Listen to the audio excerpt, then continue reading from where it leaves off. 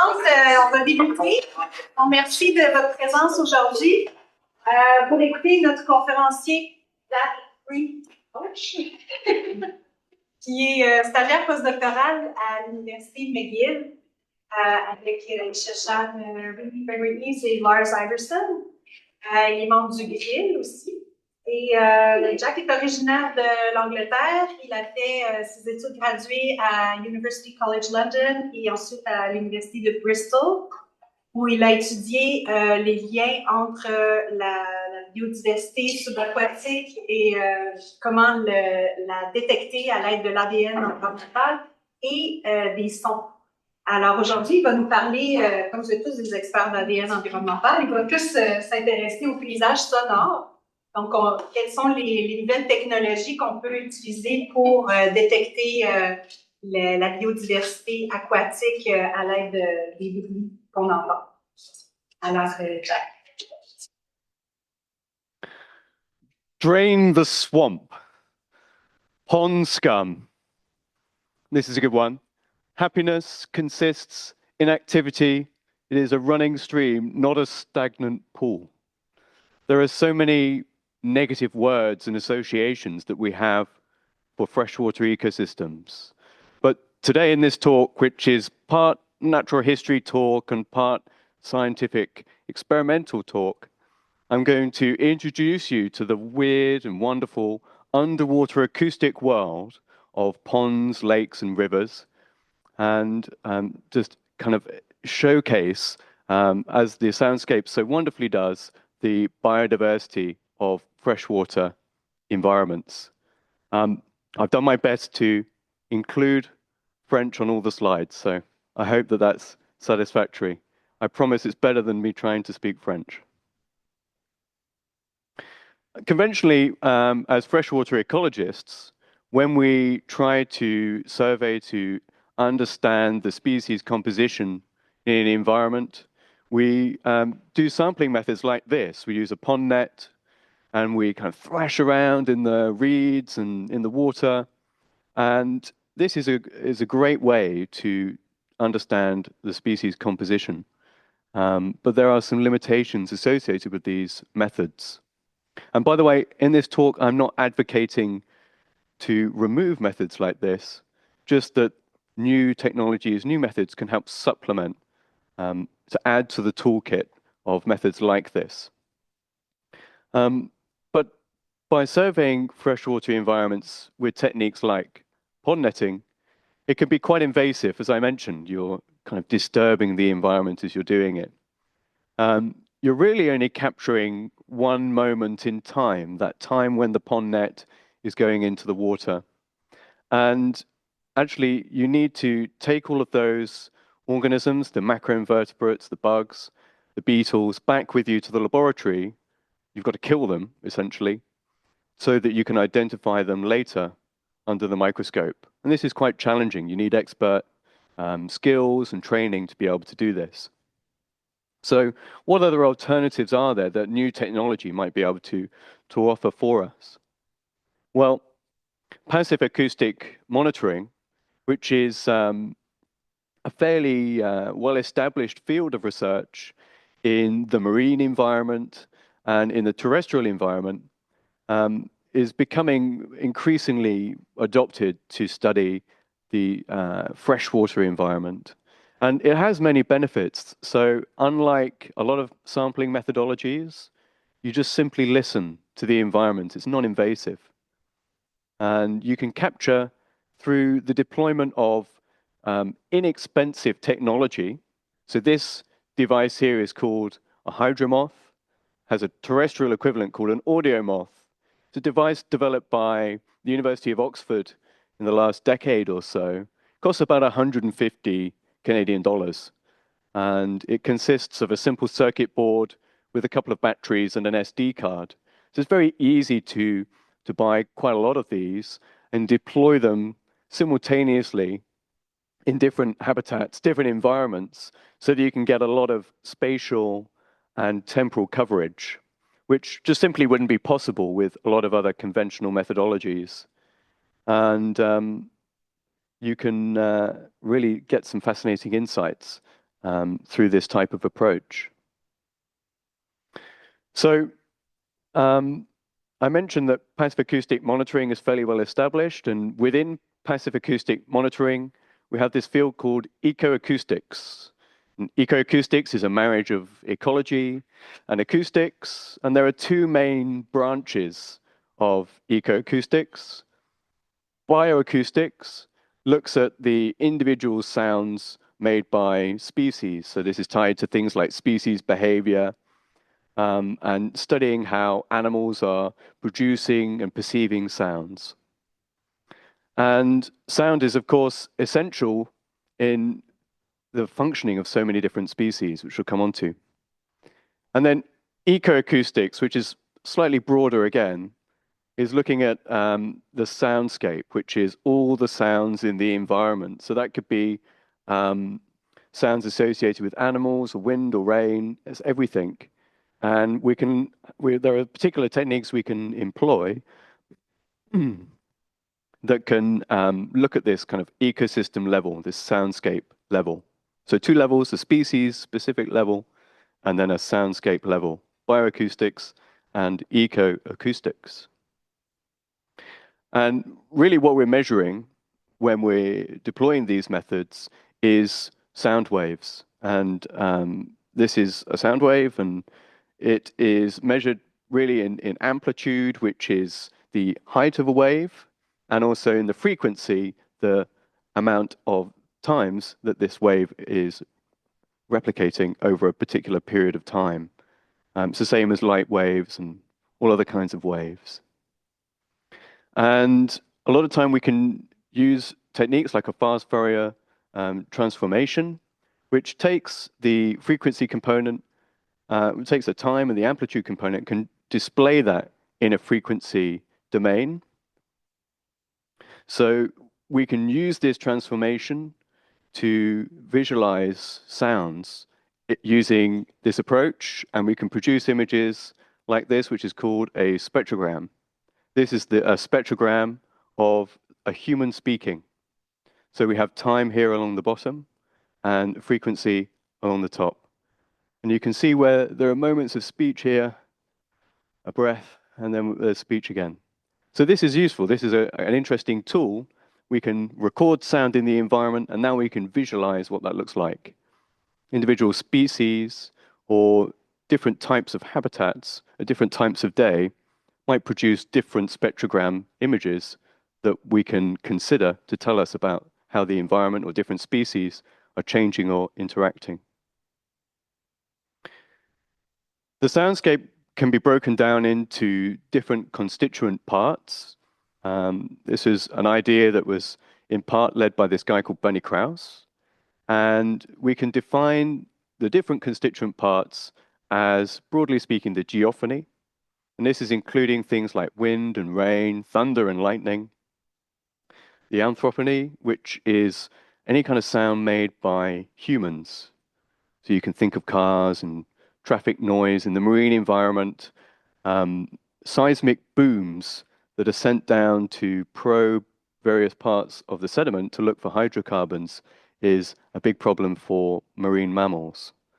And then the biophony, the thing as ecologists, biologists that we're interested in, the sounds made by birds and bats, mammals, all kinds of animals that are producing sound in the environment that we can use to try and gain some ecological insight. And well, as I mentioned, sound is very significant ecologically. Lots of species produce sound because it carries many different biological functions. This wonderful video illustrates that.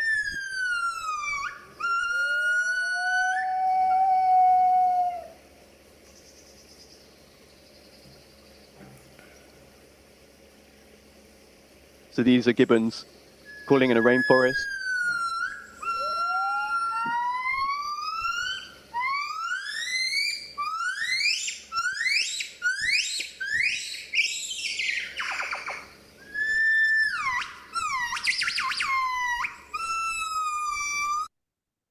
Okay, so they clearly invest a lot of time, a lot of energy in producing sound. And well, sound is essential for, locating prey, asserting status, defending territory, talking to conspecifics, communicating information, like I'm trying to do to you now. Sound plays a very, very crucial role in the survival of many different species. And so it's a pretty interesting medium for studying species as a result. And I mentioned that this field of ecoacoustics is quite well established, especially in the terrestrial realm. And lots of people have looked at the sounds of things like primates, gibbons, frogs, tree frogs, and things calling in the Amazon basin. Cornell University in the United States has a very large reference library of bird sounds that is used to develop automatic identification apps like Merlin and things like BirdNet, which are algorithms that can automatically detect the sounds of bird species from recordings, which is pretty amazing. We can also do this for bats. There's been lots of research on the sounds of bats. And in the ocean, increasingly, we're learning lots of fascinating things. Humpback whales, as I'm sure we all know, produce song. But what you might not know is that some humpback whales are particularly talented, and they can produce songs that are very catchy and spread through humpback whale populations across the oceans. So you could think of them as maybe like the ABBAs or the Taylor Swifts of the humpback whale world. And in coral reefs, we're now learning that if you were to play the sound of a healthy coral reef at a degraded site, it actually draws in, attracts the larvae of fish species who are thinking that they're coming to a beautiful coral reef, probably arriving a little bit disappointed. But by studying the sounds, we can learn lots of fascinating things about how the environment is working, how species' different life history stages are shaped and are influenced, all through the medium of sound. And often we can learn very surprising things, things that we wouldn't have suspected to know when we started out. So what about freshwater ecosystems then? What kind of research has been done there, and what do we know? Well, not very much. The first time that people seriously started looking at freshwater soundscapes, some research has been done on individual species of freshwater, which we'll come on to later. But the first proper soundscape studies of freshwater ecosystems was about 10 years ago. It's a very new field. And now we're going to push past the bulrushes and dive below the lily pads. And I'm going to take you now underwater into the pond soundscape.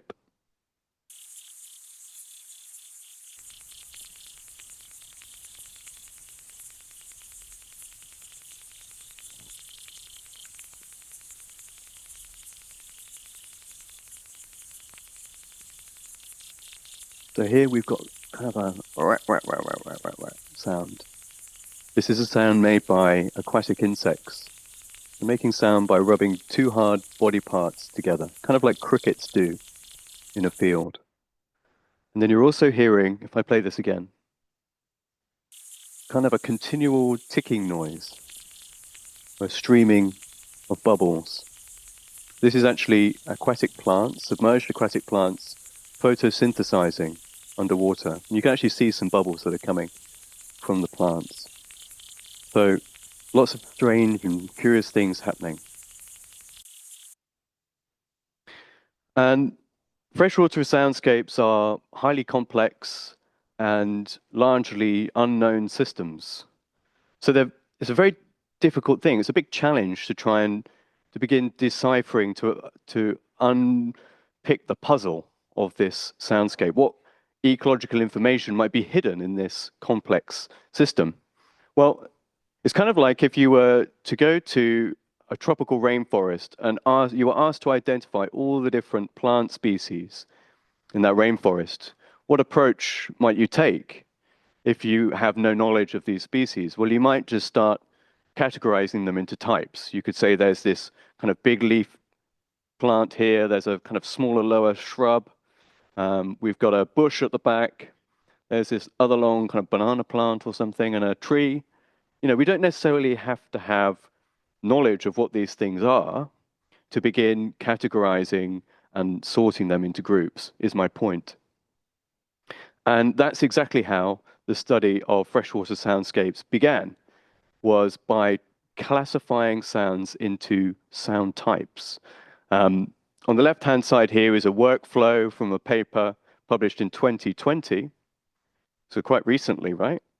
That was categorizing sounds from a Costa Rican swamp in a semi-quantitative way. I mean, what have they got here? They've got something like, is the center frequency less than 5 kilohertz? Go this way. So it's quite crude, but we end up with a group of sounds that look like this. These are the different sound types they identified, okay? This is a spectrogram like we showed before, time along the bottom, frequency along the top. And, well, we don't know what they are, so we have to give them funny names. So we've got things like scratcher, scraper. I think there's an ice hockey stick or something, hockey stick in there. So this is a good start, and we can do things like this is my master's research. We looked at the soundscapes of ponds that are located in farms. And this one has been neglected and has just been allowed to kind of fill with sediment, become very shaded by trees. There's still water, it's still a pond, but it's kind of crowded and a bit dark and sad. Whereas this one has been restored. Some of the trees have been removed to let the light in. Some sediment has been excavated to encourage growth from seeds from aquatic plants that have been stored, locked away in the sediment, and the sounds come back. We don't know what those sounds are necessarily at this stage, but by counting the number of different sound types, we can show that the soundscape is changing between these two types, very different types of ponds. But we're not happy with this approach. It's quite crude, right? We're not really getting any ecological information necessarily. We don't really know what types of species there are. We can show that there's a difference between two types, but we can't really get much more ecological meaning than that. Okay, and also it's my God, I mean, if you have to listen and watch the sounds and count the different sound types, and you think, is that a scratcher? Is that a hockey? It's very confusing. It's a little bit subjective. It's not so good. A different approach is a mathematical approach. These are called acoustic indices. Okay, this is great. We can write some code. We can feed in all of our sound files we've collected. It will automatically, in a standardized way, through parameters that we can control, it will calculate mathematical functions that consider different variations in the amplitude, in the frequency of a sound wave over time. This is an example here. This is an example of one commonly used acoustic index. It's called the acoustic complexity index. Essentially, it's taking different segments and comparing 1 kilohertz frequency bands, the energy between them. Different indices do different things to the soundscape. Essentially, you end up with a method that is standardized, it's automated, and you can get, therefore, an indication of species richness, of activity from these. They're originally developed for birds, so there's some questions there about taking them underwater and applying them to ponds. And actually, there's questions that we should use these acoustic indices at all. This is from a fairly recent meta-analysis, and they looked at how well do the values of acoustic indices correspond with species richness, in particular with bird species richness. And what they found was that while one study might show a negative correlation with bird species richness, another study might show a positive correlation. There's quite a big variance here between different studies that suggest acoustic indices might be good or might be bad for capturing species richness. Perhaps in some specific settings, they're pretty good. Perhaps in others, they're not so good. So this puts some questions on how meaningful, how reliable are acoustic indices really? So I've been taking a slightly different approach, and others, to using acoustic indices. Rather than using them as a proxy for biodiversity per se, can we use acoustic indices to show visually broad-scale changes in the environment? So I'm going to show you now, this is data all from one recorder. What have we got here? May to August. So here, this is time of day. Midday is right in the middle. Morning, evening. And then it's going from May all the way through August. That's all you need to know. It's all from the same recorder, but each of these figures is a different index. And you can see that they all highlight very different aspects of the soundscape. So what we can do is we can kind of select 3 of these indices that represent different features of the soundscape. So here, this one here, it's pretty good at picking up whatever that is that's happening kind of at dawn and at dusk. This one's pretty good at finding out what's happening during the daytime, and the other one slightly different. And we can assign those to a red, a green, and a blue channel to produce a color image. So now we have something that looks like this. Now at this point, we haven't necessarily listened to any of the recordings yet. This is very different to the sound type approach at the beginning, where we were spending lots of time listening to the files to begin with. At this point, we're interested in a visualization that can show us these broad-scale changes that then we can go and listen to. So here, there's some interesting patterns that's happening.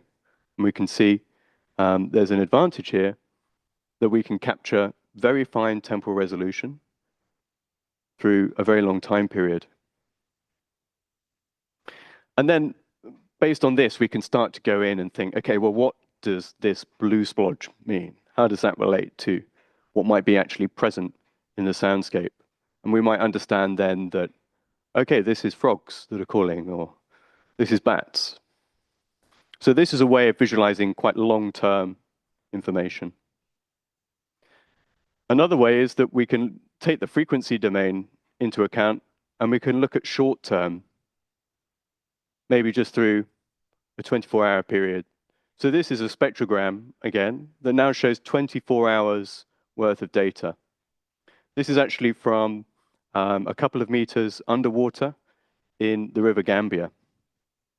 And you can see that there's some quite a lot of activity here, quite a lot of high-frequency activity that happens. This is from aquatic insects that are calling.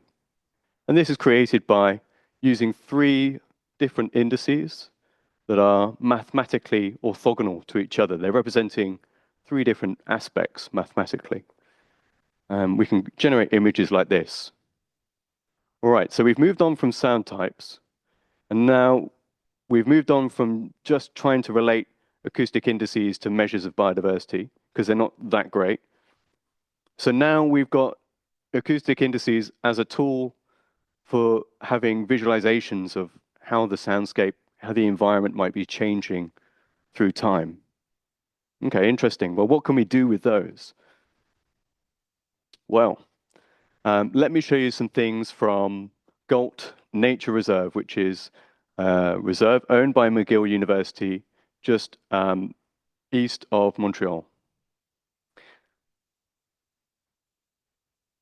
Last year, we had a whole number of recorders deployed both underwater, so these blue ones here, and also in the woodlands surrounding. And what we did is we had an anchor on a rope. You can see the acoustic device here, and this was suspended on a rope at about 2 meters depth. And then a buoy was floating for us to come and retrieve it later. And this is the type of image that we produced. So there's quite a strong dial pattern here that's happening. Some freshwater species, some group of freshwater species, is producing a lot of acoustic activity that's happening between these time periods. And it seems to be that this is going from July through to the end of August. And looking at this, during the middle of the day here, it seems to be quite sparse. There's a lot more green than there is pinky purple. Whereas as you go towards the warmer months, it seems to be more dense with the purple. Does anyone have a suggestion as to what group of freshwater animals or organisms might be producing sounds that could be responsible for this pattern? There's no wrong answer, no bad guess. I'm just curious as to what you think might be particularly sound producing things in a lake, in a Canadian lake. Beavers. That is a great answer. I wish it was beavers, but unfortunately it's not. Maybe there are beaver sounds that I can look for. Yes. Not boats. Yeah, for sure, boats will have an impact. And that is a good guess because people are going to be using boats during the daytime. So, but yeah, there's not a big boating lake. Yes. Aquatic plants. Yeah, I really wanted it to be aquatic plants. And we actually set out some sensors specifically to look at how aquatic plants are growing. And we were really interested in Myriophyllum spicatum because it's an invasive species here. And it produces a lot of sounds when it grows. So we wanted to try and get a figure like this that shows the growth activity. But unfortunately, what happened is the Myriophyllum just grew too much and it just kind of completely enveloped the sensor and we couldn't hear anything. So maybe this summer we can try a different approach. But really surprisingly, these sounds are actually made by fish. It's a really distinct, strong chorus made by fish. As you saw in the previous map, there were sensors at different parts of the lake. It was only at one sensor where we had this effect. So there seems to be a particular place in the lake where the fish like to congregate. Maybe they're feeding or breeding, I don't know. You can see here in the spectrogram image, this is going through the day, this is midday here. You can see, hopefully, that there's a bit of a peak here in activity. Fish produce quite low frequency sounds. So you can see it here, which is correlating to this visualization on the right. I'll play you some sounds that they make.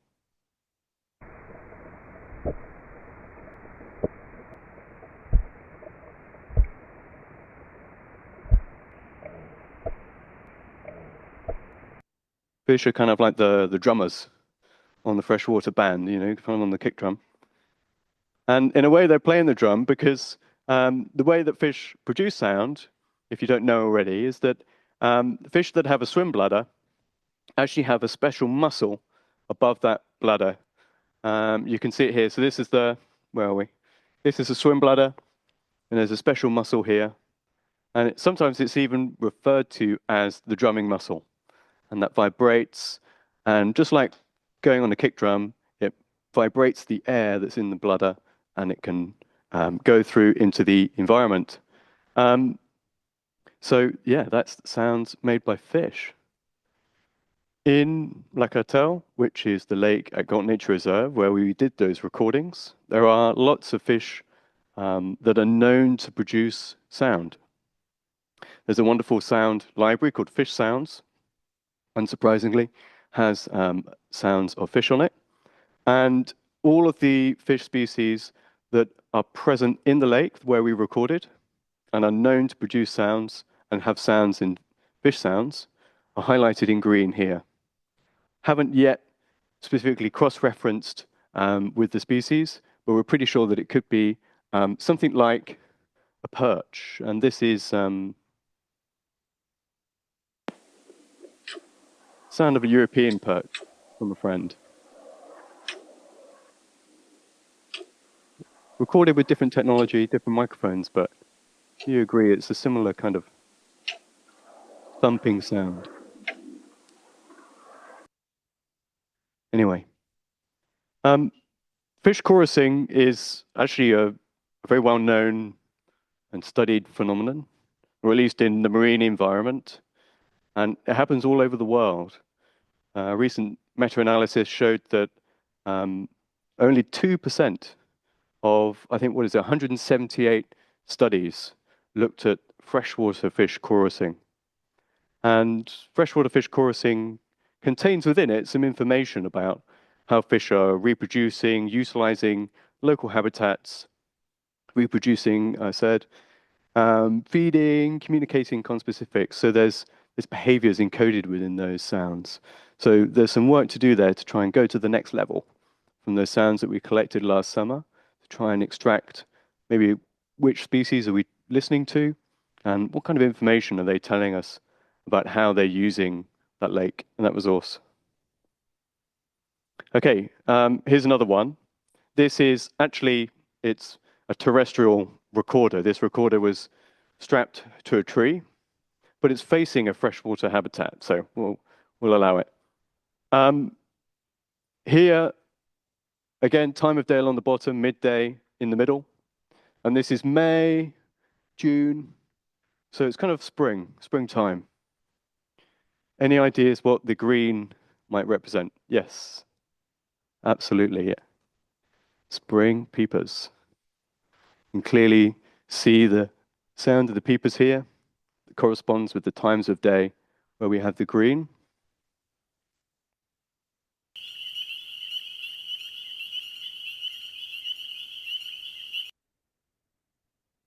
Spring peepers.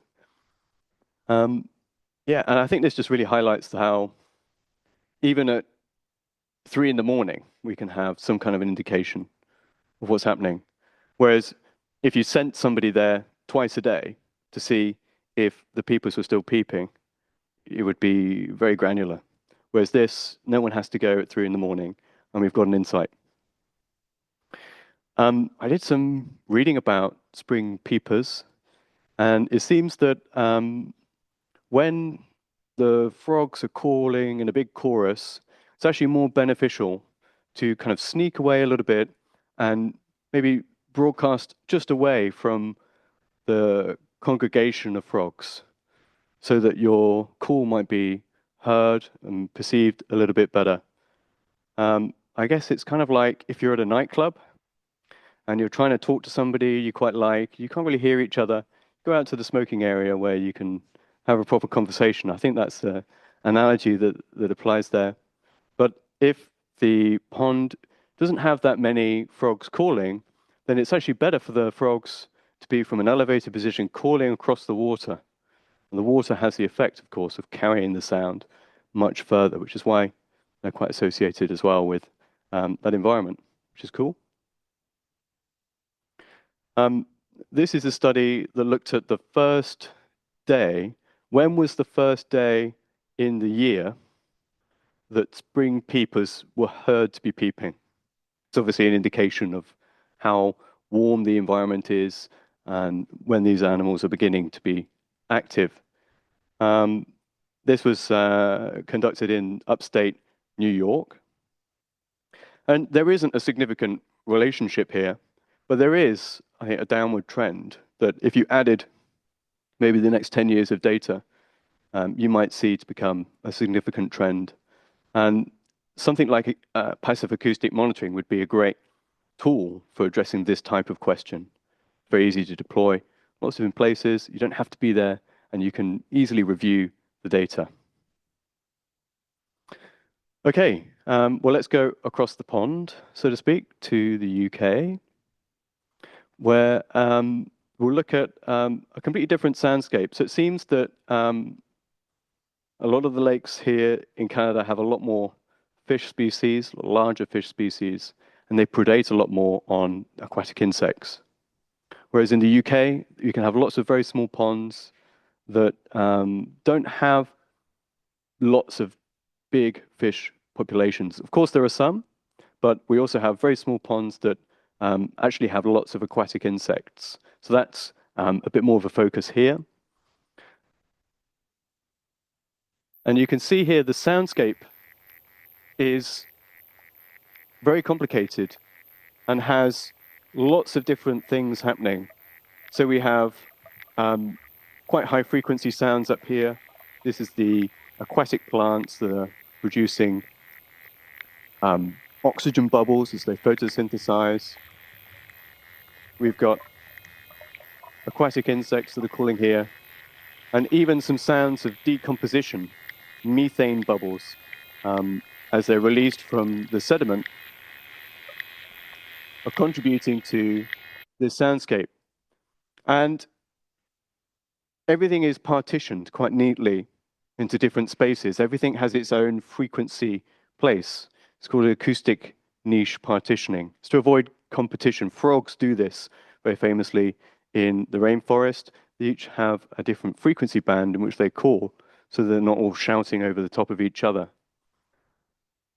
And what's great about the information in pond soundscapes is that we can get information all the way through different trophic levels. So we can have information from primary producers in plant photosynthesis, from primary consumers, aquatic insects, through different fish species, into kind of top predators. And then even, as I mentioned, the decomposition as bacteria are decomposing organic matter in the sediment, bubbles are released, and we can hear evidence of that decomposition process. So we can, get information all the way through different trophic levels. I mentioned detecting the sounds of methane bubbles. Here there's a little video. You can very clearly see from shallow sediment a big stream of methane bubbles being released. No surprises in what that sounds like. A load of bubbles. But we can hear it, which is really cool, and we can describe it too. So this is from Lac Hotel in Galt Nature Reserve, and it produces this quite distinct frequency range. So if we kind of hone in on that frequency range, we ignore everything else, maybe we can kind of begin to categorize methane release from shallow lakes. This is the spectrogram image of methane bubble. So we can also learn what that looks like and go looking for that. And recently we got a small grant from the Grill to work with people at McGill, UDM, to look this summer at trying to describe methane release by listening to the sounds. At the moment, the way in which people study this is they have things like this, which are called bubble traps, and it's like a cup that goes on the surface of the water, and it opportunistically captures bubbles that come from the sediment and collects it in a syringe. Okay, well that's great, but it's obviously quite spatially constrained to the surface area of that trap. But not only that, you don't know when the bubbles were released. You're just getting a total of the methane at the end when you come back to collect it. Another approach is by using like sound echolocation, and by sending like active sound rather than passive, which is what I'm interested in. Active sound, where you send out pings like echolocation, you can see in very fine detail where the bubbles are, how much bubbles there are. But this is very expensive. You need a boat, you need to trail it along. You're only capturing what's happening when you're trailing it along. You don't know what's happening at 3 in the morning. What if we want to know what's happening at 3 in the morning? This is from a very nice PhD project that was published, I think, last year, 2024. And they were looking at how much methane is being released from an old mining lake in Alberta. And this is the type of graph that we're producing. And you get a very, very precise and very useful measurement of the methane through different times, through the different days of the year. But what if we could take this kind of visualization approach from the acoustic indices that we've shown works for visualizing fish choruses and spring peepers. What if we can design some acoustic indices that are particularly sensitive to the frequency range of methane bubbles? Maybe we can even give it some training data of methane bubble sounds so that we can recognize when this activity is happening and produce images that look like this. This, by the way, isn't methane bubble sounds. This is something else. But perhaps we could do this. Perhaps we could make an image like this that shows how much methane is being released from shallow lakes. And this is important because, I didn't realize until recently that shallow lakes actually are contributing around half of the world's methane emission in the world. There's a lot of biological material that is being decomposed. Obviously, all that sediment is being washed down from big rivers and collecting in low energy lake environments. And all of that material has got to go somewhere. It's got to be degraded. And methane release is a byproduct of that. Okay. So going back to the pond soundscape that we looked at before, where it was all partitioned out. We had plants and invertebrates and all kinds of things happening. One of the things I was interested in my PhD is, we know that in a woodland, bird song is very significant, and it's happening a lot in the dawn. You get the dawn chorus. It's a big signifier and a daily rhythm of the woodland. Well, what happens in the pond? Do we have something similar? Well, what we found was that actually what you get is, in this particular pond anyway, you get a lot of sound by aquatic insects at nighttime, and they all come together to call. It's kind of like an acoustic shoaling, safety in numbers by this. And they have the cover of darkness too, because otherwise they'd be liable to be predated on by fish. So they all come together and sing. And then in the daytime, we get lots of sounds made by aquatic plants. So this is the sound of some aquatic plants.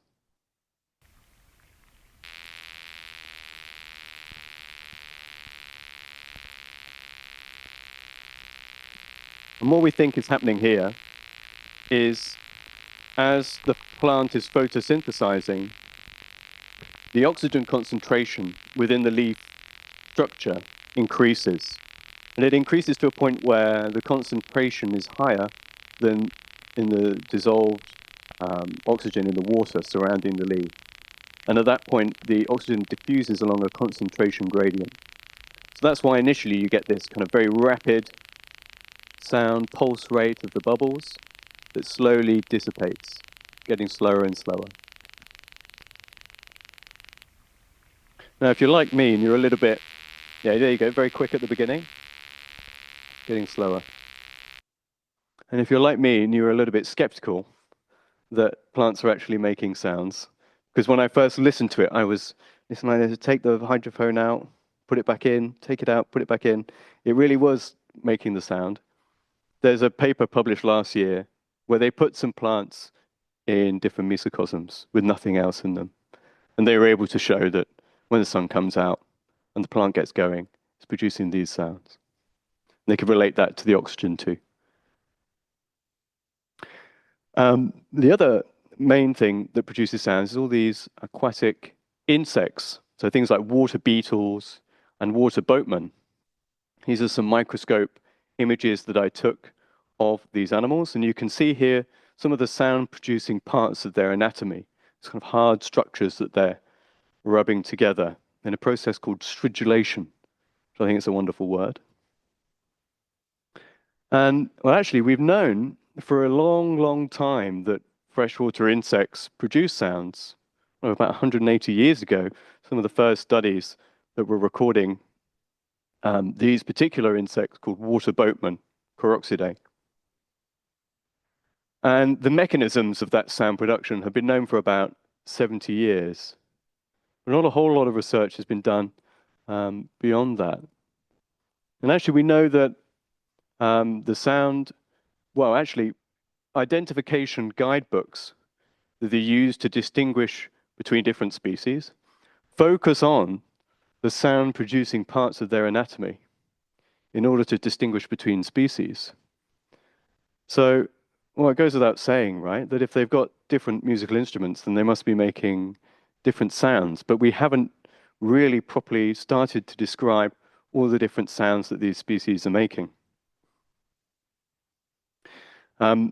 We can't talk about water boatman sounds without mentioning that there is one species of water boatman called the pygmy water boatman, which is in the Guinness World Records for having the loudest penis, because it rubs its penis up against its abdomen to produce a sound which is 99.2 decibels loud, which apparently the equivalent of that is if you were sitting in the front row listening to a full orchestra play, which people are impressed by that. Female water boatmen certainly are. There you are. And so we can listen. So this is the sound of these water boatmen singing at night.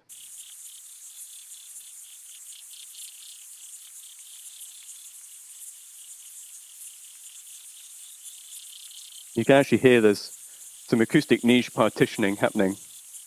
You've got multiple species falling at the same time.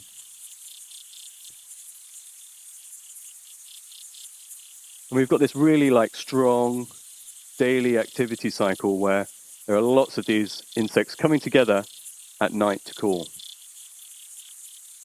So that got us thinking, what happens if we turn up at night with a big light and we shine that light on the insects and see how does that affect their behavior, their acoustic communication? And these are the two species that we were just listening to. There's a cigara, which calls around 2 to 5 kilohertz, and then a micronectar. This is the loudest penis species, and this is calling at a bit of a higher frequency. And these species, both of these species, were present in ponds that we were looking at. So we looked at 4 different ponds, and we ran 6 different field experiments. These 6 experiments are listed here in the figures. And each of the experiments had 3 experimental phases. There was a 1-hour period that acted as a natural baseline where nothing happened. We just waited and recorded. That's represented here in black. And then we turned the light on for an hour, and that's represented in gold. And what we're seeing here in these figures is we've got the frequency. So here are all the kind of low frequency sounds. And this is very high frequency ultrasound here. And then this is the amount of energy in the soundscape. Confusingly, lower numbers means it's got more energy here. No, sorry, there's more energy down here.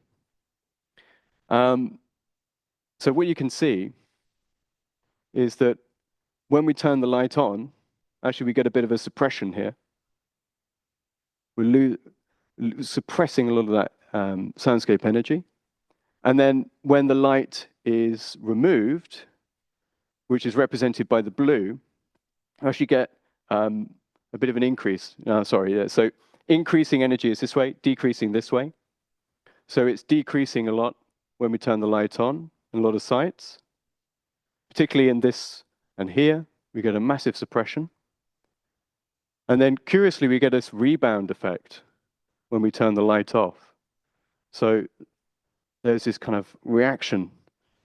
And that's quite an interesting finding, I think, that around this frequency range, there's this kind of post-light effect. And we modeled this.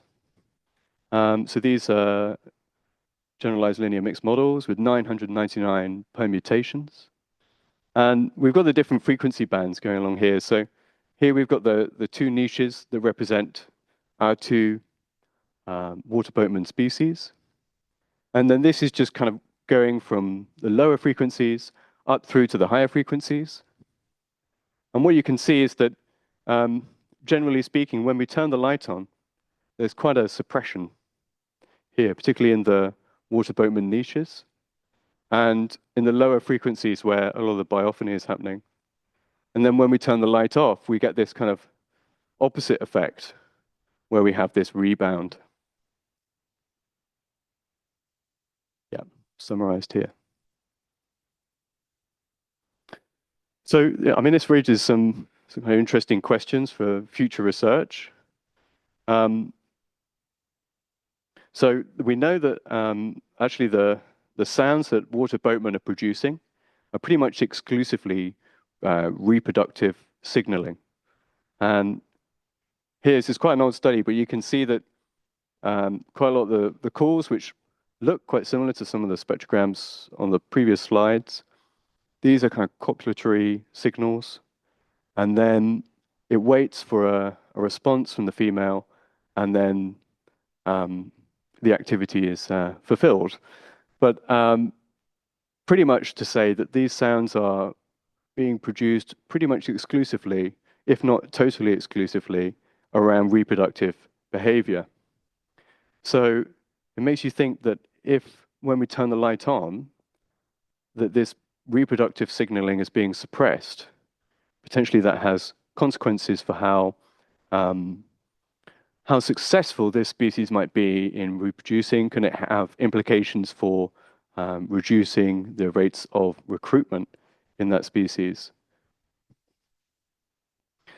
Is suppressing this acoustic niche space, essentially. How are the species going to react to this? There's some things to think about. And I mean, now just kind of thinking aloud as to where this might lead, but water boatmen are actually a very high protein, valuable food source for lots of migratory birds and bats. And actually, as well, what they do, and this has been shown in Saskatchewan, is in around the fall time, they all migrate from isolated, fragmented freshwater habitats like ponds and wetlands to larger river systems where they overwinter. So not only are water boatmen, when they emerge from, because they have this aquatic aerial stage too, when they emerge from freshwater ponds, not only do they become valuable food sources for birds and for bats, but also they're pretty valuable food sources for riverine fishes too. And water boatmen have been found in incredible densities, something like 1,000 individuals in like a 3 meter squared area or something. And they can represent up to about 80% of some fishes' stomach contents. And similar things for birds and bats. They do represent a very valuable food source. So perhaps it's possible that as human populations expand and light pollution becomes an increasingly worrying problem, it could be suppressing these this reproductive signaling behavior from these water boatmen. Perhaps they're going to adapt and they're going to shift their reproductive signaling to take place at different times. But also perhaps it could have this temporary effect of actually reducing the number of water boatmen emerging from freshwater habitats, which could have this kind of cross-realm energy flow disruption. So aquatic insects do produce a lot of sound, but it's not just water boatmen and diving beetles that produce sound. And we published a review a few years ago that looked at GBIF data and estimated that around 7,000 species of aquatic insects globally produce sound. It's probably many more than that in reality. And obviously, understanding different species that produce different sounds is valuable, especially when it comes to aquatic insects, because they can be indicators of different ecological condition. There are scoring sheets like this where we can assign particularly fussy taxa to represent good or poor habitats, and could tell us about site age as well. However, the relationship might not be as straightforward as that. We suggested that in kind of cold, low nutrient environments, maybe the acoustic diversity might be actually highest in a kind of medium quality environment, whereas in high nutrient, warm environments, actually you might have a very active soundscape in a pristine and could persist for a very long time until it rapidly drops off towards the degraded. But the truth is that we don't know. This is a big next step is we don't really know if a noisy environment is necessarily a healthy environment. Or, we need to try and understand those relationships. And a big part of understanding that is relating specific species sounds to the species themselves. And so coming towards the end of the talk now, to end on this, which is kind of this next step approach, which is to try and build a reference library for these species and to say which species is producing which sound. And a couple of years ago, I started this initiative with the Fish Sounds Library called the Freshwater Sounds Archive, which is the first global effort to catalog all these species sounds. Currently, we've had submissions from 16 countries around the world, and we're still accepting submissions. So if you want to go and record some freshwater sounds, then please let me know. Here's a taxonomic breakdown from all the submissions. I've had a lot of aquatic insects, which is excellent. Also lots of fishes, aquatic plants and amphibians, even a freshwater mollusk. And I'm just to end the talk, going to take you now on a little tour around the world of some of the submissions that have been sent. So this is from a rather peculiar looking fish in the Amazon or in southern eastern Brazil.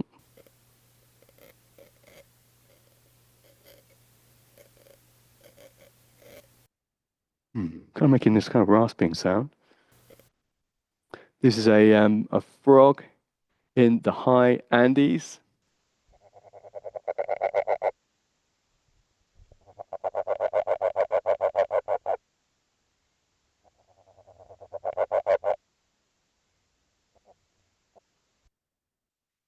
This is a water boatman in Japan.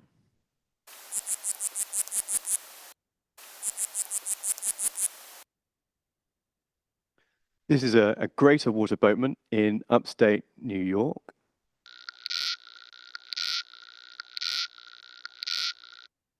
Really hear that kind of clear rasping sound, kind of like those little wooden frogs. And then this is an aquatic plant in Slovenia.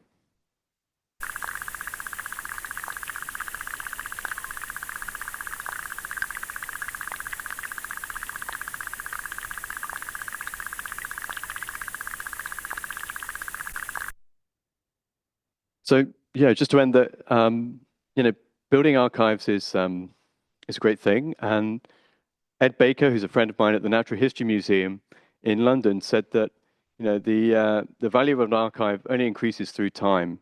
And some recordings that they have of grasshoppers that were made on magnetic tape in the 1950s and analyzed using on an oscillograph are now being used to train advanced deep learning models, convolutional neural network models that were totally inconceivable at the time, which is a nice reminder for anyone who collects information and data that is useful now, and in 10, 20 years, it's probably even more valuable. So there's lots of potential avenues for future research, including species communication, understanding how aquatic plants are growing, especially invasive ones, and also how human stresses are impacting freshwater ecosystems. So to summarize, so acoustic monitoring is particularly valuable in freshwater ecosystems because it can capture very large spatial scales and very fine temporal scales. We can get information from lots of multiple different trophic levels, right from decomposition processes potentially to primary producers, consumers, predators. And a growing reference library of labeled species-specific sounds is really helping us to move beyond the kind of sound type approach and the ecoacoustic indices approach to get towards where other fields are in the marine and in the terrestrial realm, where we know it's possible to build these libraries of species-specific sounds and to begin unraveling the mysteries that these soundscapes have to offer. And so with that, thank you very much for listening. Merci.